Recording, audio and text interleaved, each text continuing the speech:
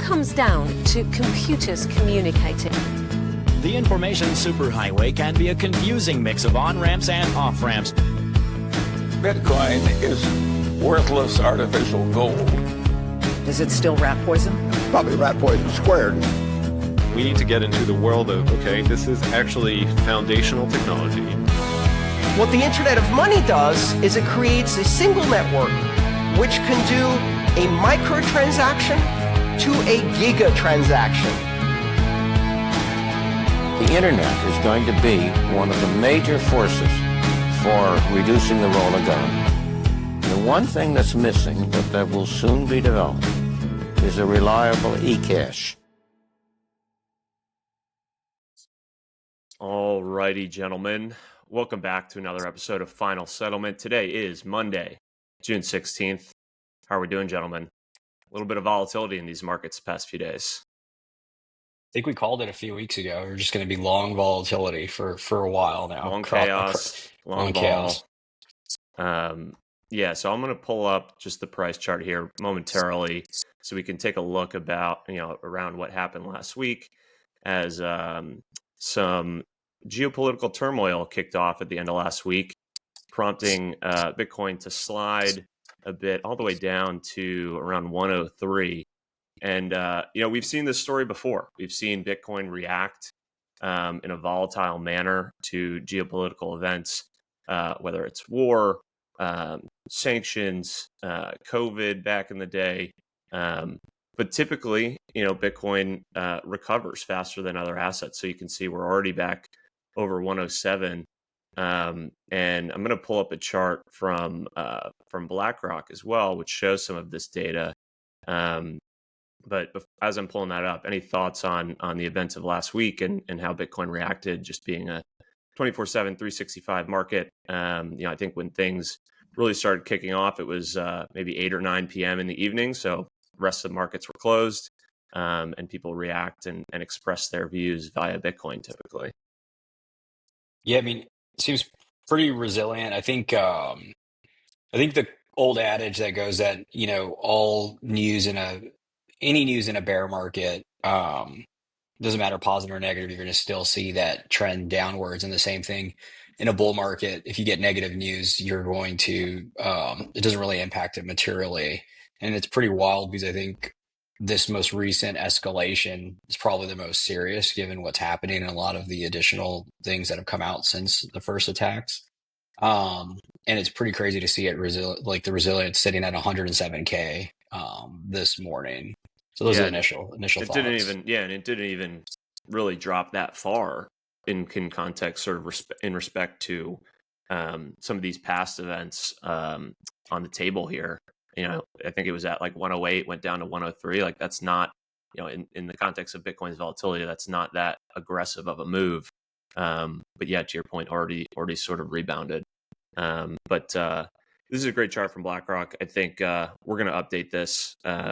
One, it needs to have this data for Liberation Day and now this latest geopolitical event. But this is just a good sort of tracker to look 10 and 60 days out after these types of events and how well Bitcoin performs relative to equities and gold. And we can probably add a few other asset classes to this as well and make it more comprehensive. Yeah. Bitcoin's the most liquid out of all of those, especially trading on the weekend. So I think if you're a macro event driven trading firm, like adding Bitcoin is just like necessary in order to, be able to express your views faster than anything else, just given how quickly the world is ultimately moving in the flow of news. It's just a good thing to have in your portfolio in order to be able to express your views. It's seeming like more and more of these attacks, especially maybe it's just the timing of them because they're overseas and in a different part of the world, but they always seem to happen whenever markets are closed here in the US. And so, obviously Bitcoin's going to sell off when, no other markets are open because you sell what you can, not when these things kind of happen. And so, Bitcoin will recover when there inevitably is a little bit more liquidity that comes back into the situation. I think that I'm not a geopolitical expert on this conflict, but we'll see what happens.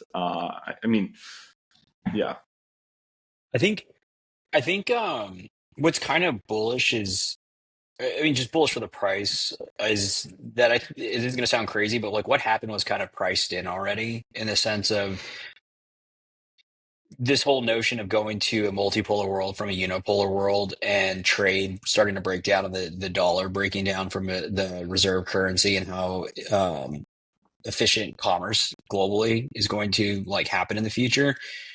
I think that's where this gold pump and then Bitcoin's natural pump and the understanding of sovereigns starting to accumulate. And so I think that's where we see this like price. It's like, well, if the world is heading to a chaotic place and volatility is going to ensue, counterparty risk is going to ensue, and you don't know who you can trust, and you have to settle in neutral currencies.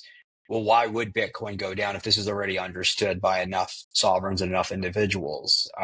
And so I think this is where it ties into, a little bit of Saylor's, I forget what quote or tweet. I actually listened to it a few times, and it's interesting because last week, I guess he came out talking about like bear markets and the price, will like go to 1 million. And then it sounded like initially, I think what people quoted that it's going to go back to 200K, but he was referencing it's going to dip 200K if you listen to it carefully. So it's saying like it's only going to dip 20%. And I think that's kind of the sentiment and the theme we've been talking about is there's just like a different structure of what's happening. It's understood now. And I think this last part, I know we're going to talk about it later. I think probably, and I know I'll get a lot of shit for this, but like stablecoins are probably the most bullish thing for Bitcoin by far, because of just the liquidity that comes in the system, and then just the natural market knowledge that people will know that a unit's digitized, especially when you think about like Amazon, Walmart, and all these other people getting in, because they buy trust, and people have trust in these large firms. They don't have trust with a Kraken or a Gemini, and then maybe a little bit with a Coinbase. But like when you already interact with them and you already have your linking of dollar, like it just changes the whole dynamic around all of this. And I don't think we fully appreciate it yet. I think that's a great point. In just the sense that it normalizes this entire industry to an extent, right? Like, and it's the perfect sort of gateway drug to going down the path and understanding Bitcoin and sound money. It's like, well, if you can trust these digital dollars that are running on quote unquote crypto rails, it just becomes much more normalized in the sort of public zeitgeist that, Bitcoin's a real thing. It's here to stay. We're going to use digital dollars as well. And so, yeah, I totally agree that is sort of underappreciated right now. But maybe with that, we can jump into some deals of the week. Lots of deals, lots of news items. I'm just going to pull up the Early Riders Open Range newsletter from Sunday, and then we can jump into any of the things here.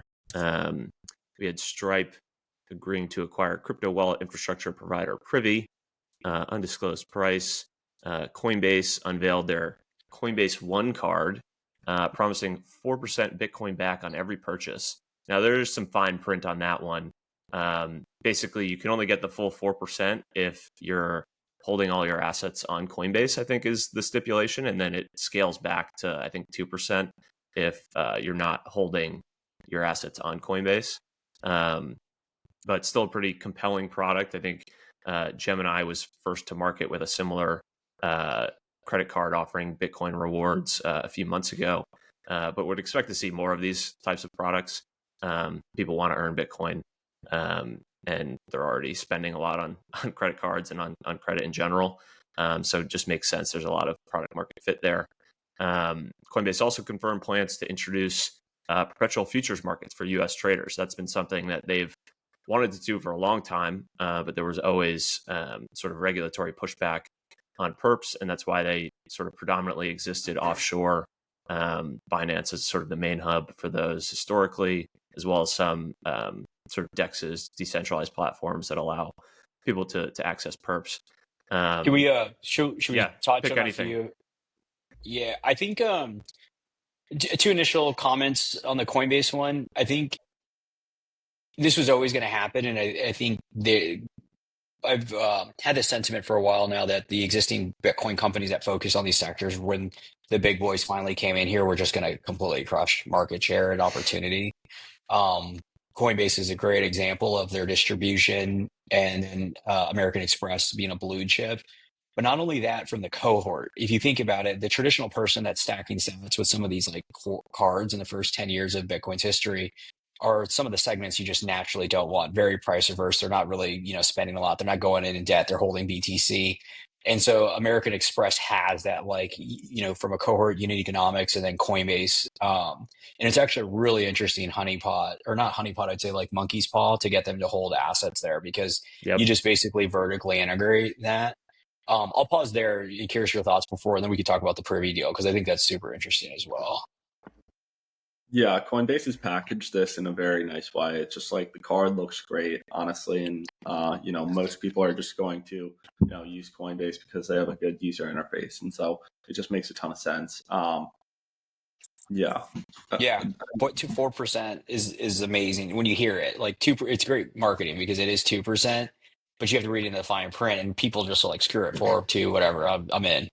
Yeah, you also have to pay some sort of annual fee, to my understanding, and so like that's inside of what actually you get back. But it's have you guys really looked into the why it's holding 2% versus 4% on Coinbase? I haven't been able to dig in there yet.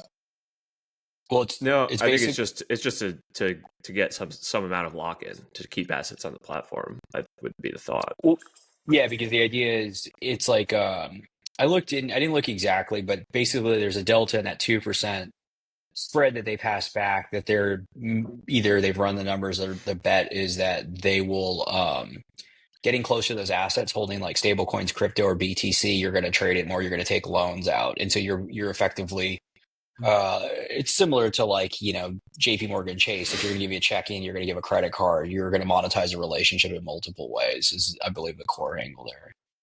Yeah, and then there was also this from Coinbase that Shopify will enable USDC stablecoins on Base, which is Coinbase's Ethereum L2, in checkout and Shopify payments and Shop Pay. So again, just more sort of integration of stablecoins into the traditional economy, normalizing these things.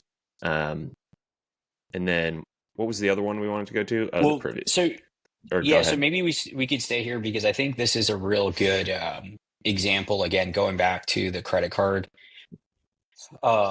opportunity, is that we haven't historically seen not only big players in traditional tech think about their network effects and distribution come into the digital asset space. So I think this is why this is bullish BTC.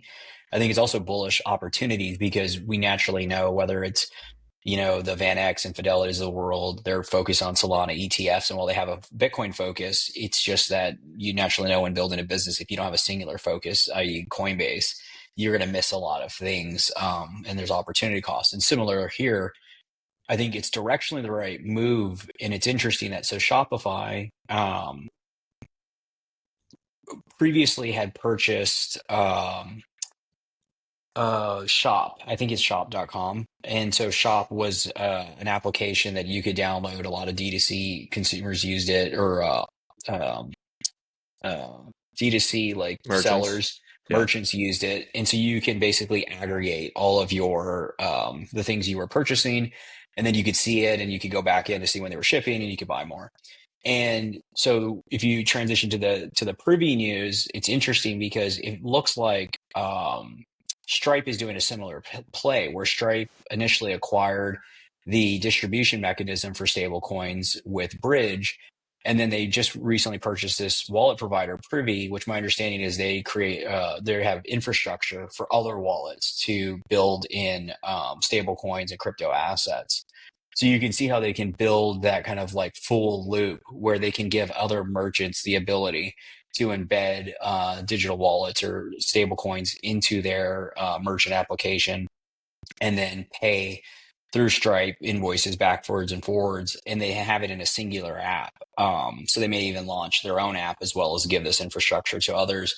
And so it's just a really interesting, the Collison brothers are super savvy in looking at it from an angle of just like, their R&D in this stuff. I think they've been working on this for years now. It's not like they went and hired McKinsey to do a study on what stablecoins are and then are trying to figure it out. It's like they've already like mapped out the flow of funds. And so anyway, long story short, I think this is super fascinating. I think it's going to be a large distribution mechanism, but I still think the missing piece, as we know, is the Bitcoin component and allowing people to go between stables, Bitcoin, and how they're going to naturally manage capital, especially when a lot of these merchants are going to start to realize, if we all have realized, that we want to accept Bitcoin. And that's where there's opportunities to invest in the space, is to create the right infrastructure. That I do think stablecoins are going to be a big part, but also you're going to naturally want Bitcoin next to it. Yeah, no, I totally agree. And the point you made around sort of the timing or the timelines of all of this, in the sense that, a lot of these more traditional tech companies have been around the hoop and thinking about these types of things for a while. I think it just speaks to the stark difference in regulatory environment. As the Trump administration came in, was very favorable, and so now they have air cover to do all these things, and everyone's sort of getting their chips on the table. The Stablecoin Act looks like it's going to go through, and so now they kind of have that air cover to do all of these things that they've probably been thinking about for multiple years. To your point, 100%. And it's interesting to see on the Coinbase side too. They had their State of the Crypto Summit, and they mentioned, Bitcoin 62 times. They mentioned Ethereum and Solana once or twice, but it was mostly, they mentioned crypto a lot, but a lot of it was just their USDC, obviously with the IPO, and just mostly talk about stable coins, etc., which seemingly is the shift in the focus of, both Coinbase, given the Bitcoin dominance chart that we're continuing to see, as well as what merchants are actually adopting. And maybe that's just because it was more of an institutional crowd there as well. But it's interesting to see a little bit more of a pivot away from the other tokens that retail traders have been focused on in the past, to a little bit more coming back to Bitcoin, as well as stablecoins as well. Yeah, that is super interesting. They only mentioned Ethereum and Solana one time each. But I guess that kind of makes sense. Like I would imagine I didn't watch this summit at all, but I would imagine the focus was really on stable coins and their new card, which is related to Bitcoin. So that kind of adds up. These poor ETH guys, man. These poor Cardano guys. Do we want to go there? Cardano is planning to buy Bitcoin. Before going to the Cardano thing, I think one thing you keyed in on is that can't be, has to be underscored, is around the regulation. I think we see this with RIAs and banks, that there were the forward-thinking ones that had been R&Ding for the past couple of years, and now they've gotten the green light. But I think that also ties into, the most connected individuals are some of the largest companies in the world, and Walmart, Amazon, and I forgot whoever else were the larger ones looking at stable coins. It makes complete sense that they would get involved, but also from a distribution perspective, I think it's probably understood that they're not going to be net new stablecoin issuers, like from an emergent one, unless you're kind of tied into whatever Anduril's doing, because it's like a proxy CBDC or whatever. But from a Walmart or an Amazon or a Fidelity, it makes a lot of sense because of your distribution and also your brand and trust. Because I think that's a thing that we still forget. Like, all these digital assets are super scary, and they're, what do I do with them? And do I sell custody, the stable coins? And what happens if somebody steals my wallet? Like, all these things. But you can start to invest insurance and just a lot of market structure that hadn't historically been there by a startup that will let people get comfortable with these tokens, especially if you already have, think about your Amazon Prime application and it's already there and it just gets converted and then it's interoperable. Like, it's going to get really interesting to see where this goes. But I still can't, I don't see it yet, but I can't help but feel like whoever figures out the swapping of BTC and also the opportunity around Bitcoin is going to really reap the rewards. And yeah, I wonder if one of the user experiences is just letting individuals buy for you have toggles where you can let somebody buy for less than market price if they switch for Bitcoin, because you're ultimately taking less, because all these USDC coins are still going to have to pay some kind of interchange fee. And so if you're able to do it via Lightning, not have the interchange, plus you don't have to buy if you're going to convert to buy the BTC, that's another fee. And you start to stack that, and Bitcoin does its thing while these dollars do the opposite. That's going to be a very interesting dynamic for companies that be able to pull data and show the appreciation by just holding the Bitcoin. So it's going to be fascinating to see who kind of plays and does something like that. Yeah, And that definitely seems to be the trajectory. And like I would even say the Coinbase One card is a step in that direction, right? Like if you are the implication there is explicitly you're spending in dollars and you're saving in Bitcoin, whatever that 4%, 2 to 4% is. The implication is that that's what you're stacking, that's what you're aiming to save while you spend your dollars or your credit. 100%. And the other factor too is just with the constant devaluation of the dollar, all of these firms, whether it's Amazon, Walmart, whoever, they essentially are forced to become financial services firms too, of just like, figuring out how to outperform, the dollar because it's continually be devaluating. And whether that's, just managing the significant costs that are associated with spending at terminals and online to just actually saving in the best form of money. I think there's just going to be more and more interchange in between the two, and so we're going to only see that ramp up. And I think it's actually going to be really investigated by these large firms too as they go down the stablecoin path a little bit more. They're just going to inevitably learn more about Bitcoin and why and how all these digital assets work. Yeah, it'll be interesting to see when the market starts to push or leave the rewards programs. Like we know how bad Starbucks is, right? And the float that they're able, and then like I think they even just had this form of inflation like 6 or 12 months ago where they just like cut out the conversion cost or price. But where people just stop going there because you offer Bitcoin rewards. It's just so it'll be interesting. Yeah, I'm really looking forward to seeing airlines do that as well. So I mentioned this, and we've talked a lot about the Bitcoin Treasury strategies over the past several months, and it seems like every week there's 5 to 10 new announcements of some company implementing a Bitcoin Treasury strategy. This is a bit of a different flavor. Cardano is now proposing to convert some of their ADA coin into Bitcoin and stablecoins. So is this just a continuation of this crowded trade of corporates and now crypto entities acquiring Bitcoin? I mean, we saw some of this, like if you think back to 21 with Terra Luna, it does remind me of that when Do Kwon decided to buy Bitcoin for their treasury.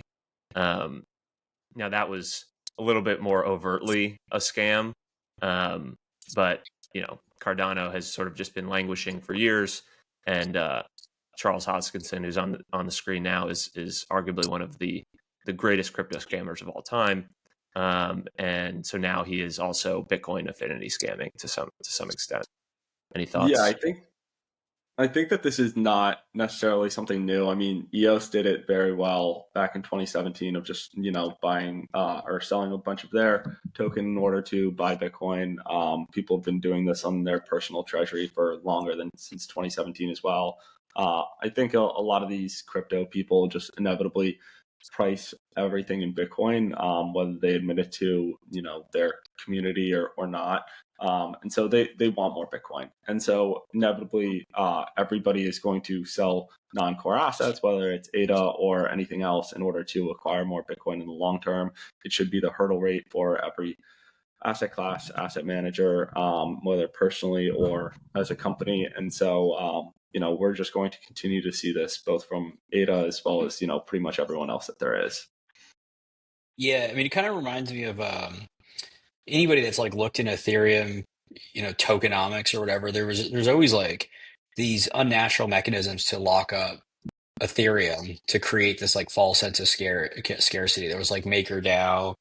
There was naturally like the pre-mine and what individuals like that were doing holding it. It was kind of like baked into the underlying, right? Like it was always trying to get you to lock up the float. And this just sounds like a different like flavor of that is we're gonna we're gonna hold Bitcoin.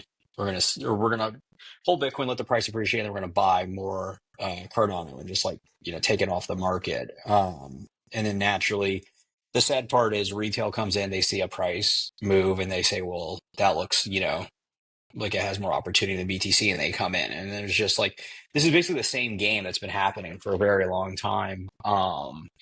So yeah, I mean, it makes sense. Like, there's no narrative for Cardano. Like, so if they can have the price Right. 10x or whatever because they're buying Right. it off because they have Bitcoin. Rational move from their perspective, if we're being fair about it. It sounds like a Bitcoin Treasury company. Like, it doesn't. It's yeah.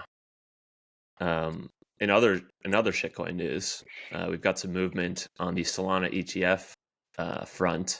Maybe Bitcoin dominance is going to come down. Michael, what do you think? Yeah, I'm trying to think, how do we tie this so it's not it's not a crypto show, and how where does this is this relevant, or how is it relevant for Bitcoin? But yeah, no, I mean, I don't know. There's going to be a bunch of ETFs. I think at the end of the day, the market realized the Trump administration, the powers that be, they're going to make a bunch of fees from all of this stuff. And so there's going to be more ETFs. There's going to be more ETFs with leverage in Solana and whatever staking that's going to allow to get some yield. And the Bitwises and folks of the world are going to sell RAs that you can get passive income on this, and they love passive income. And so, yeah, I think like we're just going to see more of all of it. I think the thing that, yeah. I mean, the one other thing, Brian, can you pull up the Gemini chart? Yeah. That is, what I see as, the real Bitcoin dominance here. I think we may or may not see all these Bitcoin treasury companies become larger than the other altcoins like the Ethereum. I wouldn't be surprised if MicroStrategy is bigger than Ethereum later this cycle. But yeah, I mean, this is a chart that just for the listeners, over 30% of Bitcoin circulating supply is now held by just 216 centralized entities, which are primarily made up of exchanges, funds, DeFi, smart contracts, public companies, private companies, and governments. And given the demand for Bitcoin treasury companies, I think that's only going to increase. And it's just not a great trend to see. I think that this is really the new Bitcoin dominance. It's just, people holding it themselves versus, just on a centralized exchange or within some sort of wrapper, whether it's, Bitcoin treasury companies or these the governments will continue to be acquiring a little bit more as well. Yeah, there's two key things to talk about. I'm glad you brought this up. One is ultimately the best analogy I can think of. There's probably others. We should riff on them week after week on what are better ones. But I think of like pre-2000 bubble, and Bezos probably sat around, and people that sat around, like I think it could be Bezos or Google, but like the people that were close to those investments understood what was happening and understood the build out. And then they saw the pets.com and they saw all these other things. And they're like, that's funny. And there's money. There's a reason why money's flowing there. There's a lot of money in the system.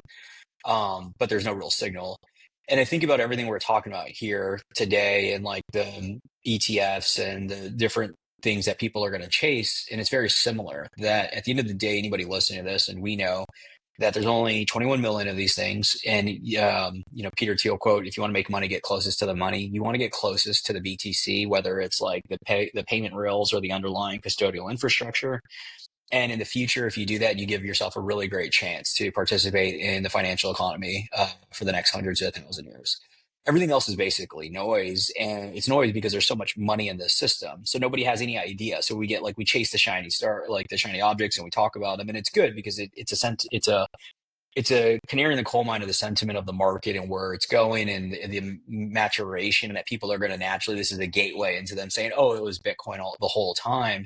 And that's kind of where we focus. It's like, well, what's the step function for individuals and other businesses to start creating infrastructure that is ahead of it? So when the market, the next cycle wakes up, it's like, oh, it was Bitcoin the whole time. And the key thing I'll call out, because a lot of people, it's not obvious until you hear it, but a lot of these crypto firms have no Bitcoin.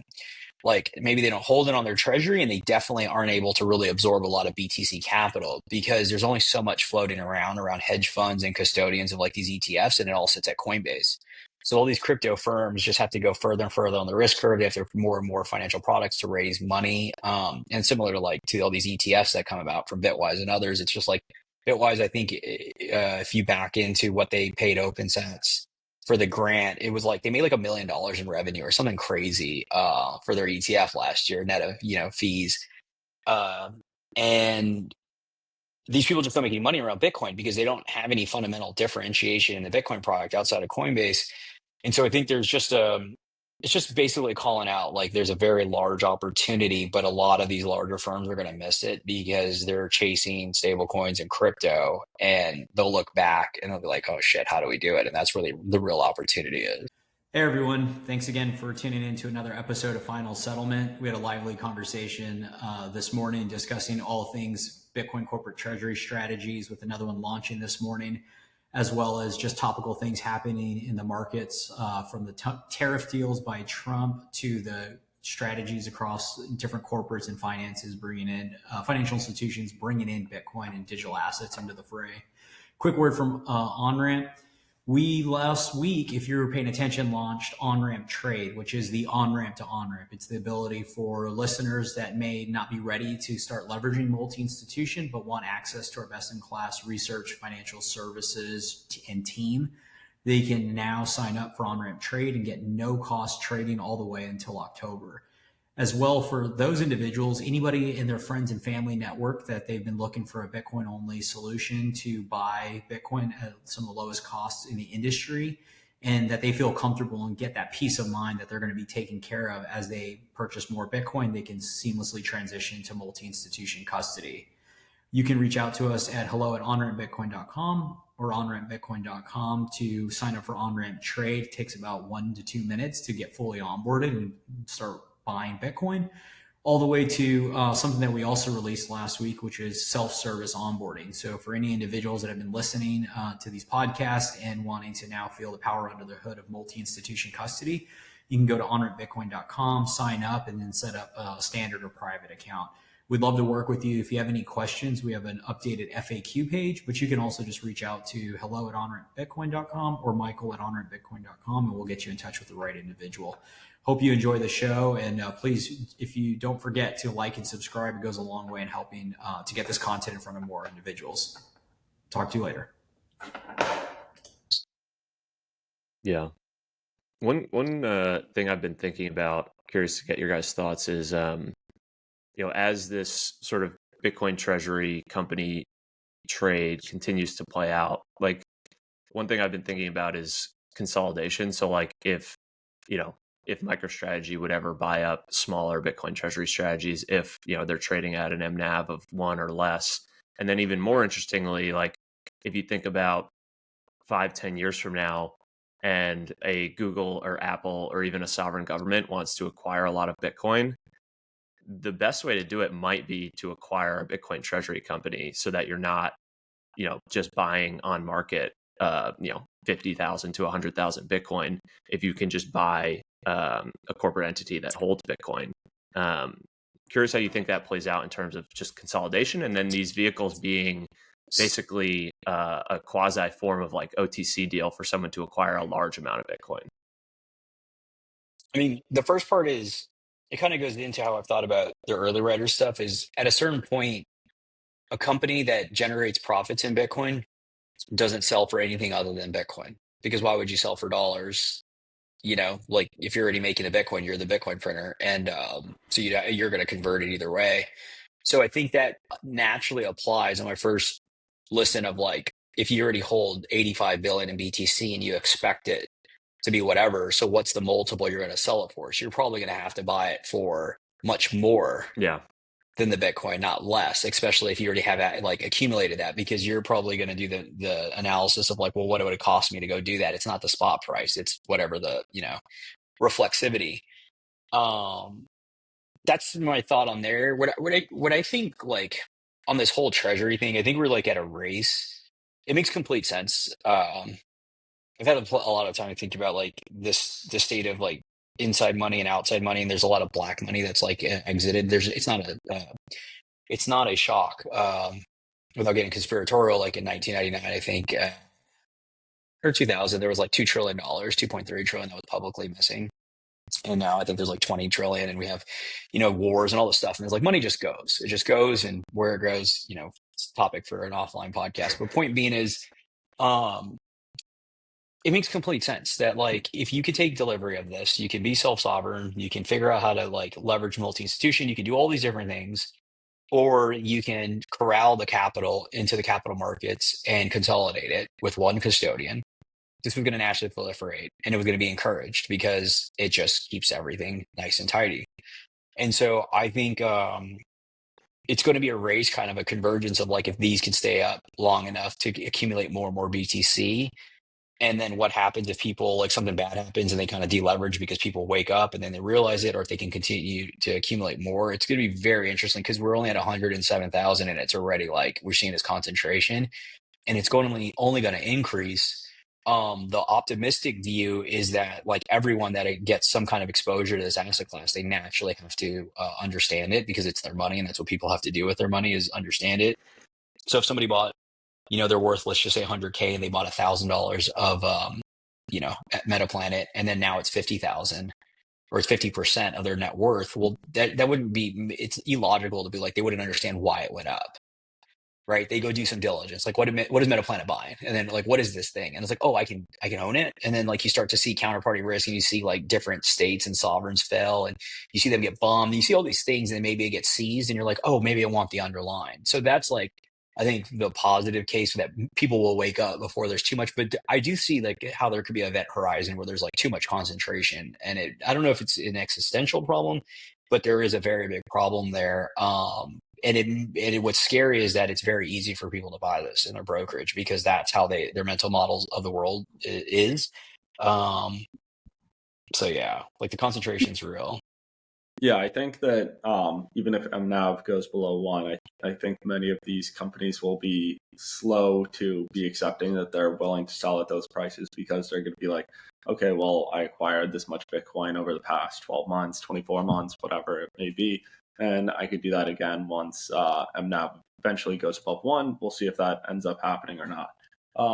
But the other aspect of as well is, there is a new letter out about CTV and CSFS, potential soft fork that they're looking to implement in the next 6 months. We don't need to go deep into it now, but that's going to be another factor that shareholders will need to consider when making investments into these companies because a lot of these Bitcoin treasury companies do already have a substantial amount of Bitcoin. And, you're going to want to be aligned with whatever their view of their protocol is over the next near term as well as long term. And just like understand that, ultimately the entities that are running the nodes will have the decision of which way they want the protocol to go in the long term, which is, the centralization risk here with, 216 entities having about 30% of the supply. Yeah, and I would posit that the vast majority of people investing in Bitcoin treasury companies have no idea how soft forks work. Yeah, 100%. They're going to want to. It's like invest then investigate, which is later on they're going to realize that hey, these things are actually very important to the underlying protocol as well as even if you only want to stay in MicroStrategy forever. Soft forks and any protocol changes will inevitably impact your investment in the company as well. Yeah, no, that's a good point. What do you do we want to transition to a few of the public markets stuff? I think it came out that 1T, Dan Tapiero's, I think, parent company, or I think it's 1T unless 10T. It's 10T, but I feel like it's SPAC 1RT acquisition files for $150 million IPO. I believe Pomp is running a $750 million SPAC. It wasn't clear initially, but I guess now it's to buy Bitcoin if I'm correct. And then Bullish and Gemini both, I think confidentially, are going to be filing for IPOs. Just curious your guys' take on any of that.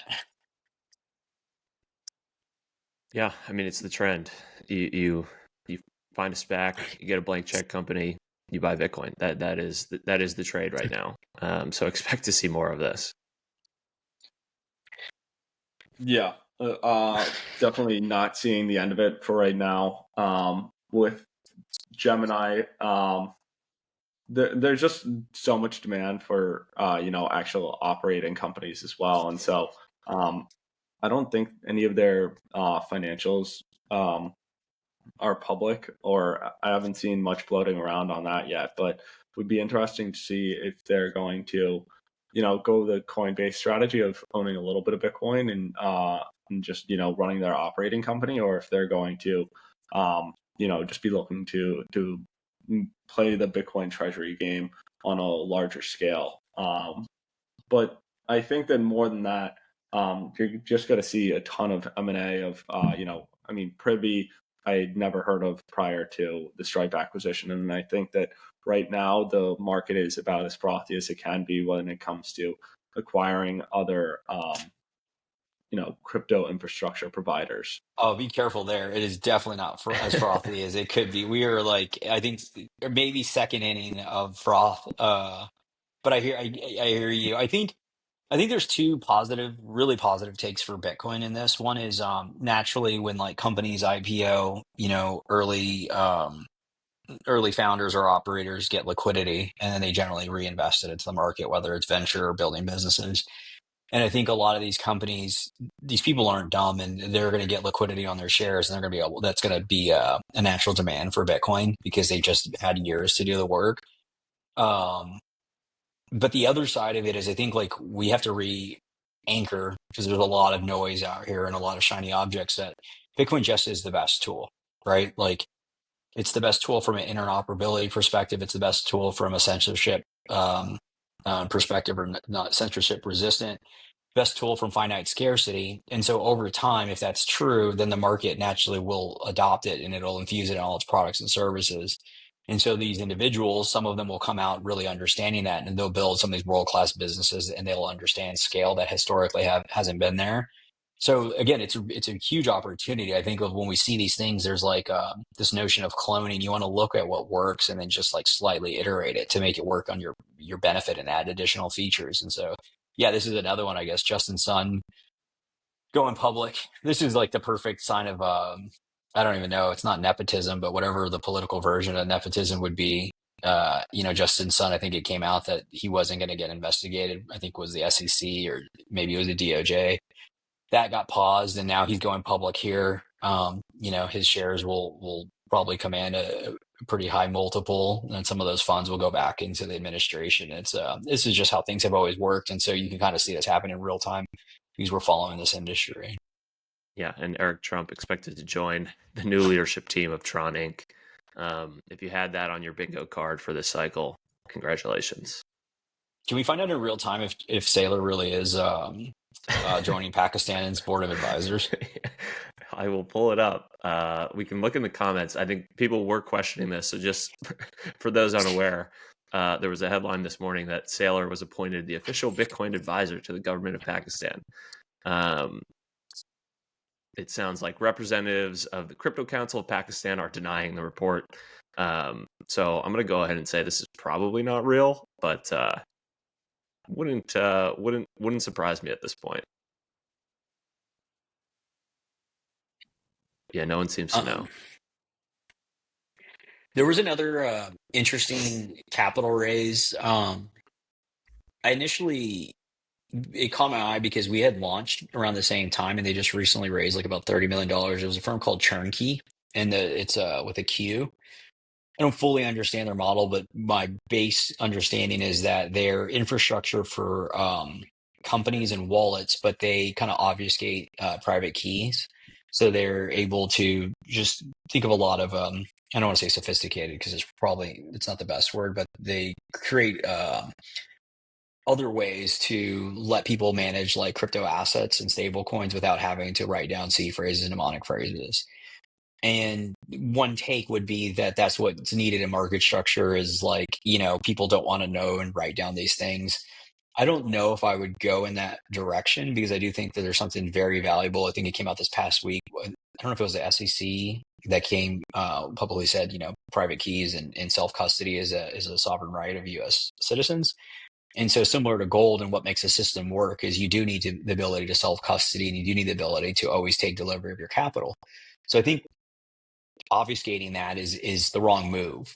That's where I think, like, having been in the space for a while and building, collaborative custody and a multi-institution, I don't think it's fair for the end user just to like say, don't worry about it, because you actually add more complexity when you have to recover this stuff. And there's a lot of lock-in and requirements. And so like, that's one angle. I think the other angle that we kind of take is, well, you push it out to the edges, to the financial institutions that have the regulatory bodies and the capabilities around institutional, key generation ceremonies, and then you don't trust a single one. So it's going to be interesting to see how this plays out, because the problem with like things like turnkey, I should look more into it. But the reality is, most of the time, any of these like quote unquote sophisticated things actually add more complexity, and complexity is the enemy of security. And so they probably work when you're trading around and whipping tens of thousands of dollars, but when you're thinking about hundreds of thousands or millions of dollars, it's not something you want additional complexity in your kind of like custody format. Yeah, is this the deal? I've never heard of this company. Yeah, Raised they 30 actually million. I'm pretty sure they spelled it wrong on this. I think it's TURNQEY, I think.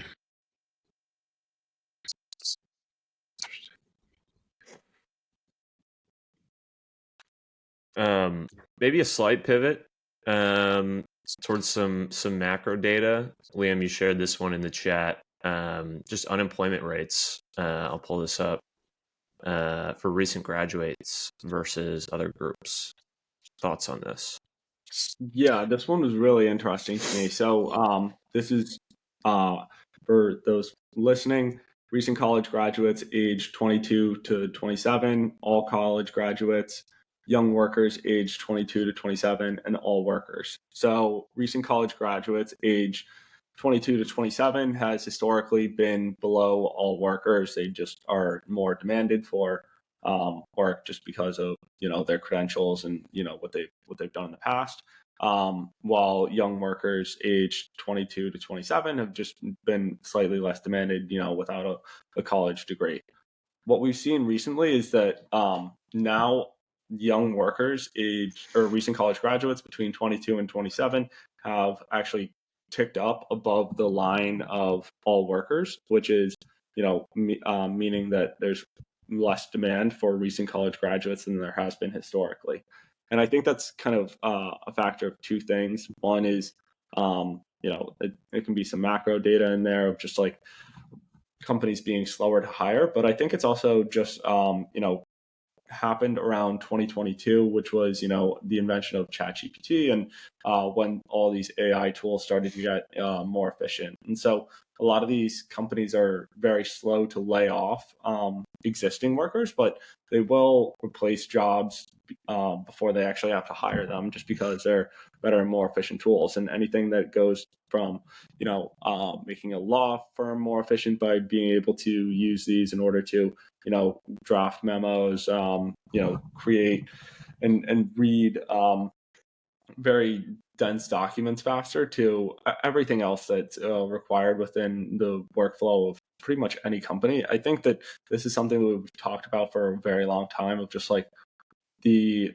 structures of organizations compressing over time. You need many fewer workers in order to, make very successful and cash flowing and companies that can be incredibly valuable over time, as well as just the structure of companies is going to flow from not having quite as many just workers all across the organization, where they can actually go out and be more of a freelancer and use these different tools in order to just create successful businesses themselves, or on a very small scale.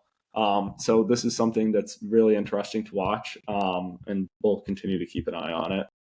I wonder, this is going to sound crazy, but I wonder, we've talked about it a few times, how there's all these different convergences of AI and Bitcoin.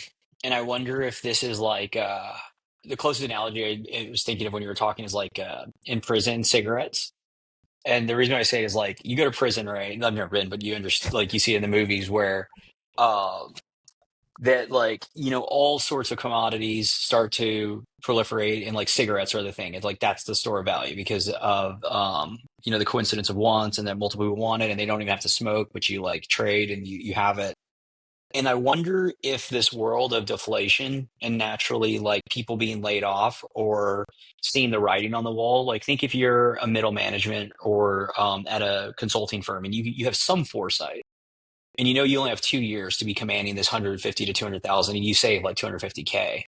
If you're naturally looking at this, unit, the cigarette that's appreciating, it starts to become understood. It's like, this is how I offset the deflationary forces that are coming for me, because maybe that person doesn't make X. They may have to start doing consulting across different, they become effectively like a mercenary and they're just hired across different things. And maybe they make half of that, but they sweep it into BTC. And so they're basically making and purchasing power the same. Like there's something there that I think similarly with businesses, right? Because if a business raised $100 million and this, the AI trend's only accelerating, you realize that your cost of, your instance or whatever you're selling to the market is going to naturally compress because of, all these tools. You start to park more of those dollars in your treasury to offset that. That feels like another really big tailwind. It's a little early, but it's something like that. It kind of like flips on a switch once it becomes understood. Because you're just like, why am I holding these other things? It's just basically like people using AI. It's like, well, if you don't use AI, you kind of already know you're done, or you don't use the internet. It's going to be similarly with Bitcoin and personal finance all the way to like corporate and business strategy. Yeah, that's a great point. And I think that another aspect of this as well is just like prior to even, like if you see the writing on the wall that, your position may not be needed within 2 years or so, and you continually sweep all of your own personal cash flow into Bitcoin, you're going to be able to spot the gaps in the market and have both a higher value of the asset in order to start the business, as well as, be able to go out and provide a more efficient service for yourself. And so I think Bitcoin is, giving the tools to those who really need them during this kind of changing world. Yeah, unfortunately for these recent college grads, they might not have as much optionality to implement that strategy if they are not yet earning any income and they're searching for a job, and instead people are just using AI tools instead of hiring entry level positions. So, but agree that that's for the more established business professional or middle management type person, like that is a completely rational strategy that I would be optimistic as well that people start to wake up to that reality. Go ahead. I was gonna say before we wrap, we should just highlight the Tether stake in Elemental, the gold refinery, because I think this is a trend we've been talking about and watching closely. Gold and Bitcoin's interplay. There's a few angles to it. It just came out like, I don't know, a few minutes ago that Trump Social or Truth Social is going to launch like a Bitcoin Ethereum ETF. Mm-hmm. And I think this is somewhat like adjacently related to it in the sense that, gold and Bitcoin, they're naturally scarce assets, similar underpinning thesis, but also most people don't come to Bitcoin as the best form of money, and that's the only thing they should hold. And so I think there's a natural version of gold and Bitcoin products coming to market. And what does that look like in those rails? And it's not, if you want to be positively skewed, it's not Ethereum and Bitcoin. It's probably more gold and Bitcoin. And so Tether, holding, I think 50 tons of gold. Such an insane number. I think it's 50 tons. That they're making this bet, and so it's interesting to see kind of like the different bets in the scarce assets Tether's making across gold, Bitcoin, and then land as well. Yeah, and one other thing that they've done as well is go into private investments as well. And so this is something that Darius Dale has kind of pointed out, and he's done a good job of this, just removing the 60-40 from your portfolio and replacing it with 60-30-10 of 60% equities, 30% gold, 10% Bitcoin. Of just if you want to see more of an uncorrelated portfolio, which many people do, just because they're risk averse and want to be downside protected, it makes more sense to have apolitical assets that are relatively scarce, like gold and Bitcoin. And so, this is just something that I think we're going to see more of as bonds continue to underperform in the traditional portfolio. Yeah, along those lines, this was a chart that I found that sort of speaks to that transition beginning to occur. Just in that the sort of traditional pension fund allocation, equities relative to bonds are at all-time highs. So I think people are waking up to negative real returns of their bond portfolios and realizing that, I guess the first order is just increase your equity allocation. But then the next step beyond that is adding some scarce assets, whether it's gold, Bitcoin, or a combination of the two. And similar to that Tether deal, Cantor had an announcement a few weeks ago around a gold Bitcoin product. So I think we're just scratching the surface of what that interplay and various financial products built around those two assets in particular will look like in the coming years. One other thing I just wanted to share, and then we can wrap unless you guys have anything else, was while we're just looking at government data, this was an interesting chart around CPI methodology. As we know, CPI methodology sort of consistently changes over time in terms of the inputs, the basket of goods that's being measured. And this chart is showing use of alternative estimation methodology in CPI has spiked pretty materially in the past few quarters or months. And so this is just a reminder to always look at CPI data and other government issued data with a massive grain of salt, and understand that inflation is in reality far worse than whatever CPI is reported as, and probably likely to accelerate going forward. We saw oil begin to spike last week as sort of turmoil in the Middle East re-escalated. So just something to keep an eye on as well. Yeah, we have to jump to go to a call, but we don't have to pull it up, but this reminds me of Parker's tweet from last week. For I think 4 or 5 years, he's been just doing going into Whole Foods and looking what a dry age ribeye costs, and it's pretty crazy when you go back. It's like similar to when you go look at a receipt from, I think one came out like 30 years ago that was showing what like hot dog buns cost. It's like 17 cents, something crazy. It's just bread, right, in a plastic bag. But point being is the gaslighting around inflation is real. And my favorite part of that Parker tweet is there's the natural like TradFi people that come in and it's like, oh, what horrible thing to call out. It's like a dry age from Whole Foods ribeye, but it's not the point of like what the good is. It's the point of like, these are market forces because Whole Foods charges too much, they go out of business. Like this is just economic coordination, and the price reflecting that. And so if they can't, this is what they have to charge. And you could pick any basket or any like unit and you would see it very similar. You might even see it worse. So anyway, it's just the indoctrination around this stuff is really interesting, where people see it in front of them and they can't actually admit that inflation is completely out of control and you're losing purchasing power every year if you're not holding a harder form of money. Yep. Well said. Yeah. Buco Capital. That was. Yeah. And eating less quality meat is, or just less quality food in general, don't just eat processed foods instead, just because the price of your meat is going up. The basket is always changing. Good stuff, guys. All right, boys. Yeah, good rep. Thanks for joining us, everyone. See you next week. Later, guys. Hey, everyone. Hope you're enjoying the show. It was a great discussion, touching on all things that happened over the weekend and coming up this week in the Bitcoin digital asset space. Just wanted to quickly remind everyone that Onramp, while we have multi-institution custody, which brings peace of mind to Bitcoin holders from early adopters that have built a material stack and are looking for peace of mind for their existing solution, how do they plan for inheritance, and all things related to financial services, all the way to net new entrants that are looking to build a material position but don't want to deal with cryptographic material, plastic devices. How do they secure it on a third-party exchange? We support them in different formats, whether it's Onramp Standard, where they can onboard as low as $150 a month, to our private product offering that comes with a whole slew of benefits. And one of them is the Guild and our private investment network.